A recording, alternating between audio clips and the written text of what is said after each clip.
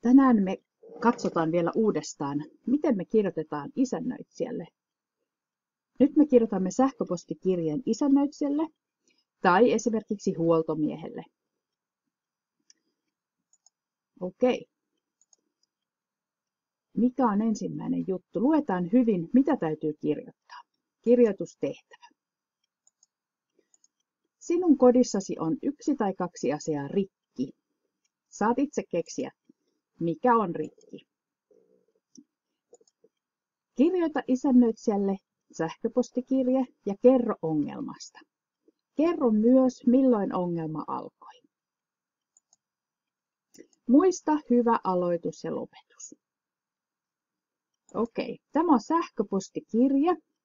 Lähettäjä, se olet sinä. Tähän tulee sinun sähköpostiosoite. Yleensä se on automaattisesti siellä, jos sinä kirjoitat tietokoneella. Sitten vastaanottaja. Tämä on se ihminen, kenelle sinä haluat kirjoittaa. Tämä on esimerkiksi isännöitsijä. Huomaatko tässä punaisia kirjaimia? Suomessa ei ole ääkirjainta yleensä sähköpostiosoitteessa. Ja aihe on tärkeä. Kirjoita heti, mikä ongelma on. Esimerkiksi sinun keittiöhana vuotaa. Ja voit laittaa heti sinun oman osoitteen. Sitten huoltomies tietää, missä se keittiönhana vuotaa.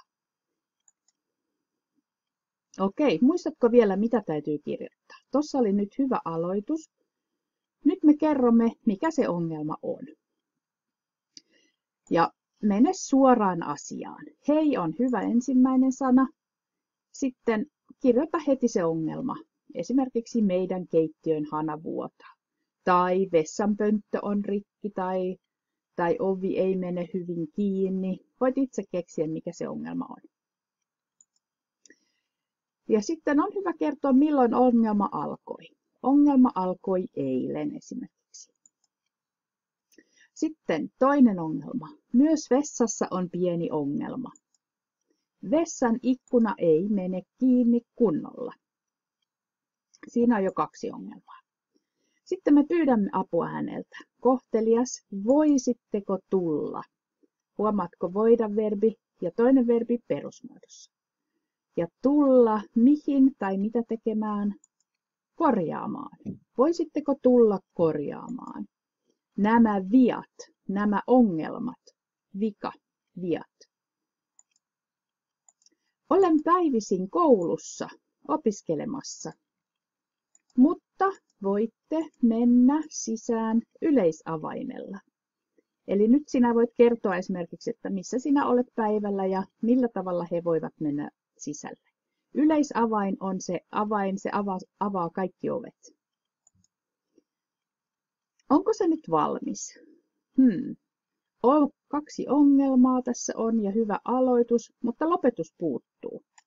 Muistatko, mikä on hyvä lopetus? Kirjoitammeko, että halja pusu tai paljon terkkuja? Ei. Nyt on huoltomies tai isännöitsijä. Kirjoitamme ystävällisin terveisin. Ja sitten oma nimi. Tämä on nyt joku Onni Kalanen. Mutta laita sinun oma etu- ja sukunimi. Sitten osoite. Ja on hyvä laittaa vielä puhelinnumero. Sitten hän voi soittaa sinulle. Hyvä. Tässä se on. Ei ole vaikea.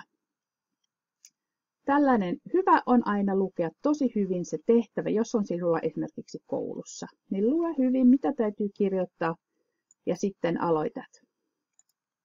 Katsotaan vielä näitä sanoja. Muistatko, me kirjoitimme, että voisitteko tulla korjaamaan nämä viat? Vika. Vika on se ongelma, joku on rikki. Vika, vian ja kaikki viat. Se on tällainen sana. Sitten, mitä siellä muuta oli? Voisitteko tulla korjaamaan? Eli voisitteko plus toinen verbi perusmuodossa. Ja tulla plus maan.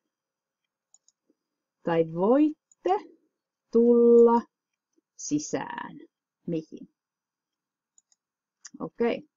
Mitä vielä siellä oli? Olen koulussa. Mitä tekemässä? Opiskelemassa. Massamastamaan. Muistatko tämän? Menen ravintolaan syömään. Olen ravintolassa syömässä. Tulen ravintolasta syömästä.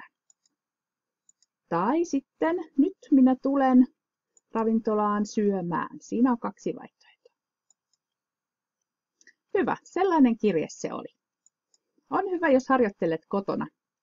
Voit katsoa tämän uudestaan, jos haluat.